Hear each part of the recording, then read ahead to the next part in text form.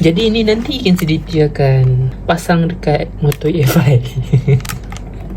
Kalau ada lembu apa kan. Hello, test.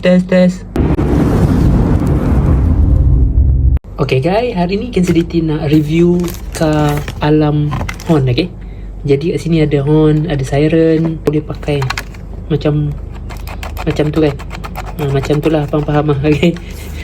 Tekan ni boleh cakap sini kan, nanti dia keluar sound dekat sini.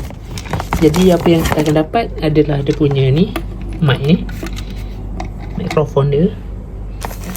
Terusnya kita dapat dia punya adapter dengan double sticker solid tape ni.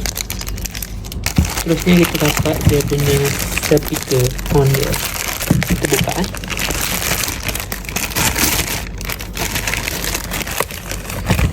Yang ni dia punya alam horn dia. Oh, itu dia. Besar juga ni. Kalau kawan-kawan boleh tengok dengan saiz tapak tangan, okey. Okey, macam ni kan. Besar juga. Jadi ini nanti Kensiditi akan pasang dekat motor EFI. Kalau ada lembu apa kan. Hello, test. Sila beri laluan kalau tidak anda disaman. Kalau ada lembu, kambing ke depan kan, buat Roblox, kita boleh pakai mikrofon ni.